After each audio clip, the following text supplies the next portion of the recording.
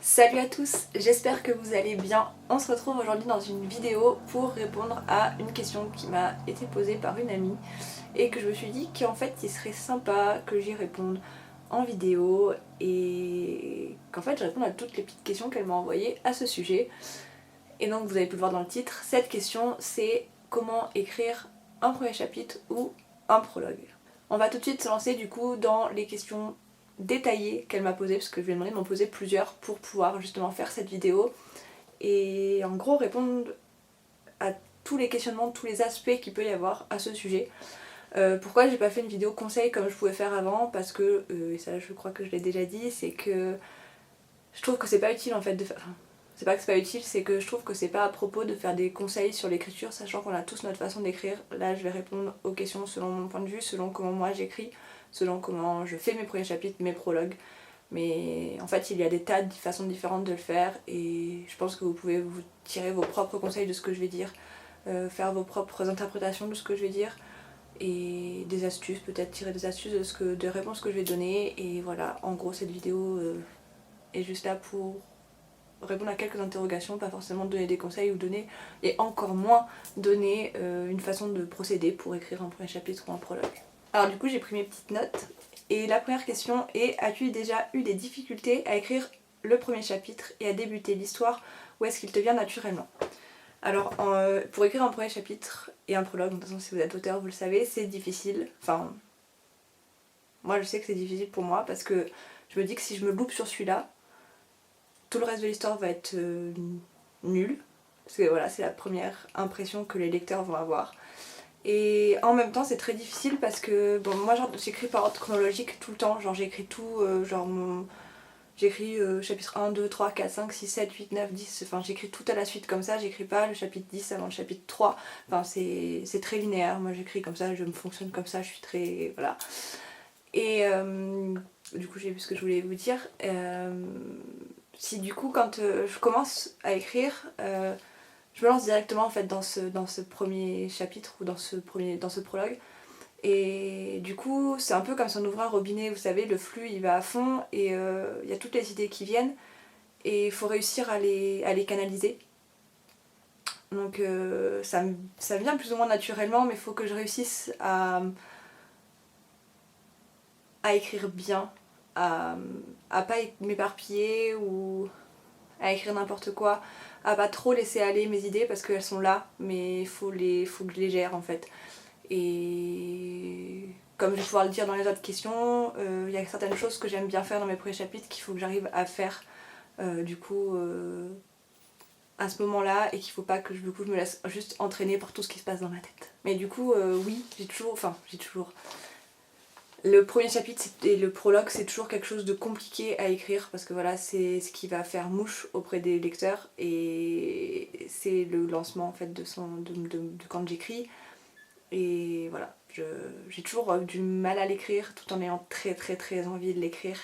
Et j'ai envie de faire les choses tellement bien que des fois je me bloque et voilà, c'est difficile. Mais si je me laisse... En fait, il faut que je trouve le juste milieu entre trop me laisser aller et pas assez me laisser aller. Et voilà, en général, je m'en sors et puis après ça va.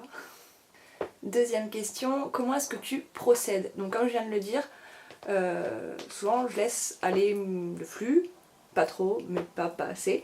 Et donc en fait, comme c'est le premier chapitre que j'écris, ça fait un petit moment en général que je réfléchis à mes histoires, que je les mûris dans ma tête et qu'il y a pas mal de choses qui se passent. Donc ça fait très longtemps que je réfléchis, sans écrire forcément, que je réfléchis voilà à ce qui va se passer dedans. Et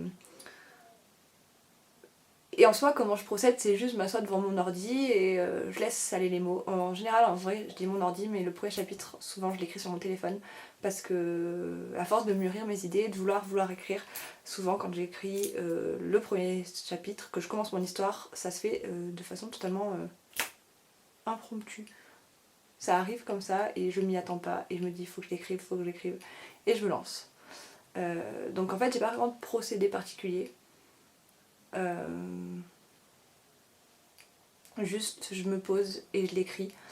Souvent j'efface, je réécris, je réefface, je réécris. Ça ne me va pas, il arrive que je laisse poser un petit moment, que je reprenne plus tard, que voilà, que je réfléchisse un peu plus, que Par contre, je repasse plusieurs fois dessus, j'écris jamais la suite tant que je suis pas satisfaite de ce premier chapitre, de ce prologue. Je reviens dessus et je continue jamais, voilà, la suite tant que ce truc n'est pas parfait. Pour Semblable, j'ai mis très longtemps à écrire la suite parce que le prologue était très important pour l'histoire, il lançait l'histoire et voilà, c'est quelque chose qu'il fallait que je fasse à fond et que je travaille parce que... Et là vous allez voir, parce que en fait j'allais dire parce que ça répond à une autre question qu'il y a plus tard, donc je vais aller directement à cette question. Et donc cette question dont j'avais dit que auquel j'allais y aller, c'est t'arrive-t-il de changer de chapitre une fois l'écriture lancée, voire terminée? Non, moi, mon chapitre, le premier chapitre que j'écris, comme j'ai dit, comme c'est par ordre chronologique que j'écris, restera mon premier chapitre. Et voilà. Par contre, et c'est là que vous allez comprendre le lien avec ce que je disais tout à l'heure, s'il faut qu'il soit travaillé à fond et que je me lance pas dans la suite tant qu'il n'est pas travaillé à fond, c'est parce que ce chapitre pour moi c'est une base. J'y reviens souvent en fait à ce chapitre quand j'ai des problèmes par rapport à la tonalité de mon texte, par rapport à la psychologie du personnage, enfin pas que j'ai des problèmes mais quand j'ai des doutes, quand je veux me replonger dans mon histoire, je relis ce prologue ou du coup ce premier chapitre et je me réimprègne de mon histoire parce que pour moi, de la même façon que c'est le lancement pour le lecteur, que le lecteur va s'imprégner de l'histoire grâce à ce début d'histoire, ça fait beaucoup de mots histoire dans la même phrase, moi je vais me réimprégner de mon roman en fait grâce à ce début. Donc jamais je ne change le début de mon roman. Je le travaille à fond jusqu'à ce qu'il me soit plus ou moins bon à mes yeux et après je continue mon histoire. Quatrième question, qu'est-ce qui selon toi fait qu'un premier chapitre est intéressant et donne envie de découvrir l'histoire? Alors personnellement dans un début de roman, j'adore le suspense et j'adore découvrir les personnages, mais vous savez, au compte-gouttes. Petit à petit, en fait, on les découvre comme si on était... En fait, comme dans la vraie vie, comme si on rencontrait quelqu'un et les informations nous viennent petit à petit. Et quand je dis un peu de suspense, de mystère, c'est que faut pas que toutes les informations nous soient données d'un coup. J'aime pas... Vous savez, on critique souvent sur Wattpad, il y avait toutes ces histoires où on se présentait... Bonjour, je m'appelle Ashley, j'ai 19 ans, ma passion c'est le chant, je suis fan des One Direction, je vais à la fac, le matin je mange une pomme, c'est des choses comme ça et je trouvais que ça c'est des choses qui sont trop... C'est trop haché, c'est pas naturel, c'est pas quelque chose que... Enfin moi j'apprécie pas en fait de lire des textes comme ça. Je sais d'ailleurs qu'on critique les romans Wattpad qui commencent comme ça, mais il y a des vrais romans d'ailleurs qui ont ce début. Personnellement, voilà, j'aime pas. J'ai cru voir que beaucoup de personnes n'aimaient pas, mais je pense que ça plaît à certaines autres. Si ça a été écrit, c'est que ça plaît. Mais voilà, moi je préfère quand il y a quelque chose de naturel, de petit à petit, qu'on y va pas à pas, qu'on découvre les choses et qu'il y a ce suspense. Qu'en fait, dès le départ, on se pose des questions. Même des fois, on n'est pas obligé de savoir le prénom du personnage dès le premier chapitre, même si c'est mieux pour s'imprégner personnage, mais on n'est pas obligé de découvrir tout le personnage dès le début. On apprend en fait à le connaître tout au long de l'histoire et voilà, on peut déjà aussi dans un premier chapitre, dans un prologue, dans un premier chapitre plus que dans un prologue, mais nous donner quelques trames.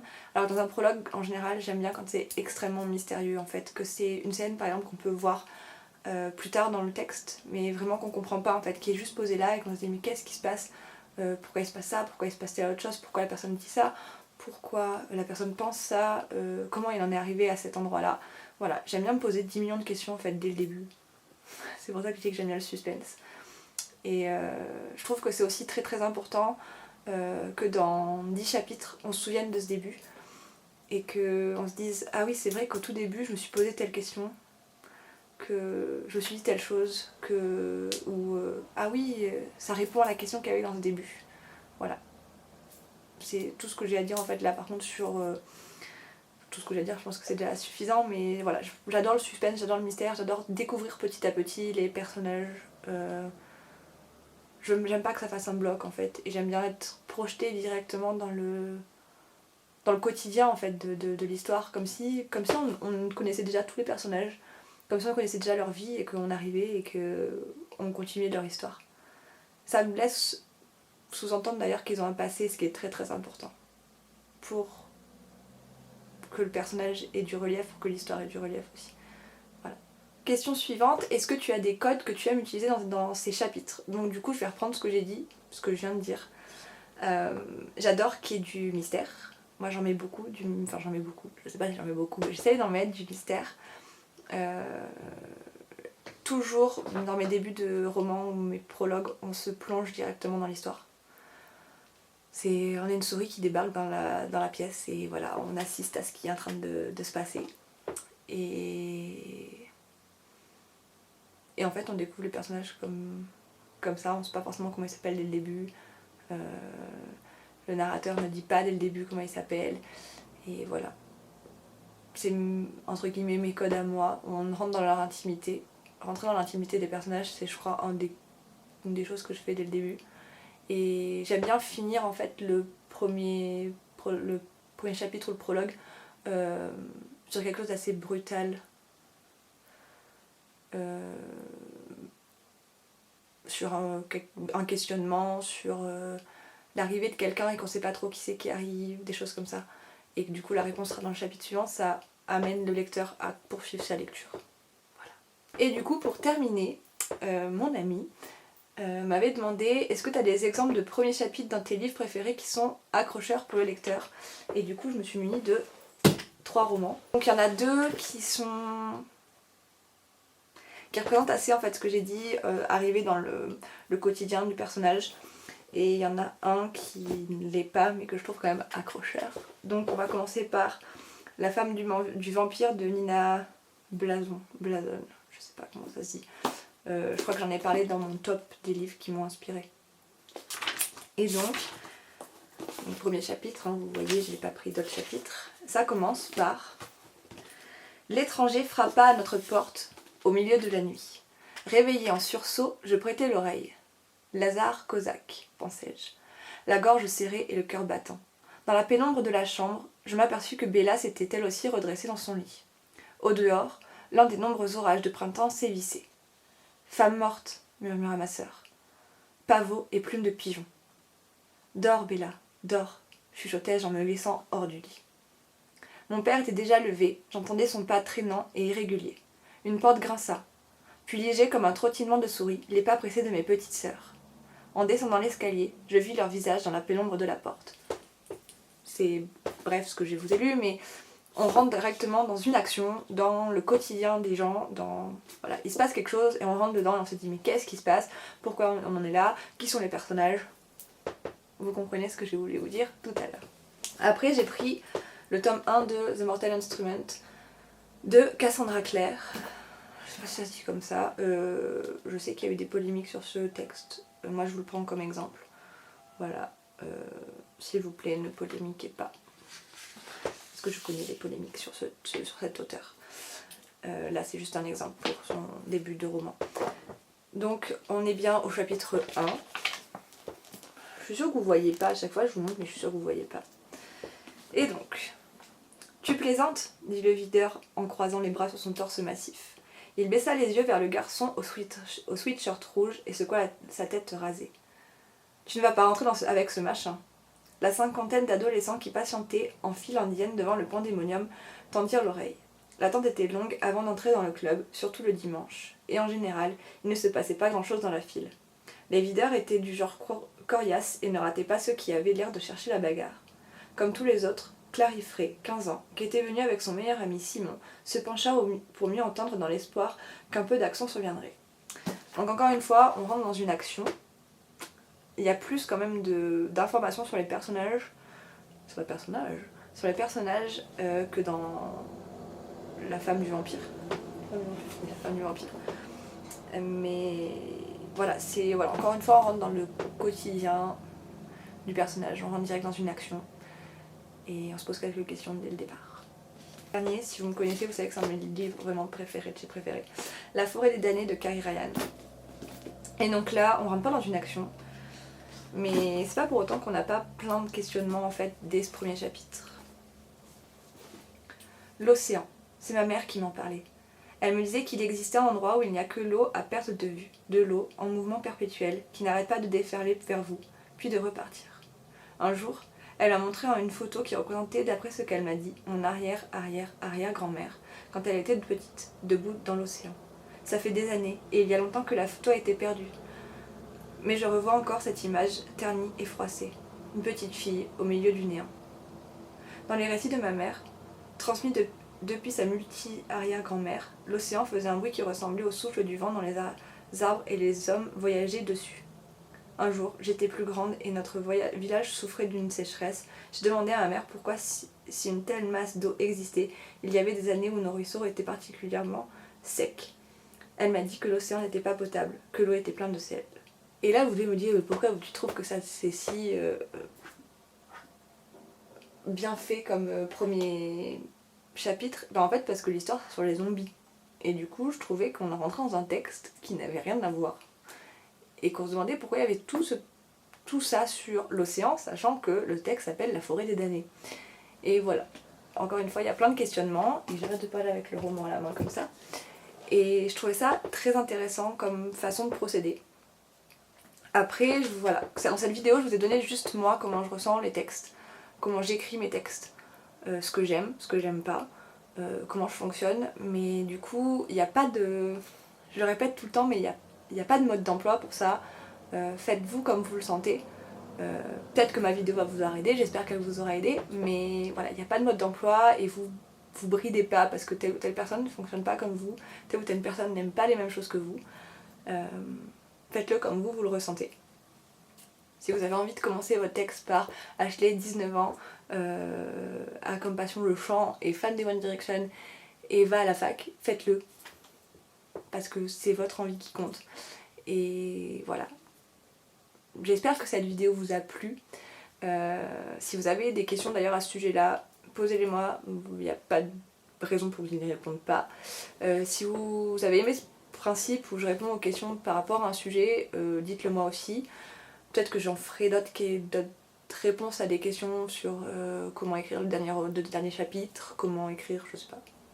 Dites-moi et je répondrai à vos questions. Et comme d'habitude, continuez de créer, n'ayez pas peur de créer, ayez confiance en vous. Si vous n'avez pas confiance en vous, moi j'ai confiance en vous. Soyez différents, soyez vous, soyez créatifs, soyez fabuleux. Continuez d'être fabuleux parce que je suis sûre que vous l'êtes. Et je vous fais des gros bisous.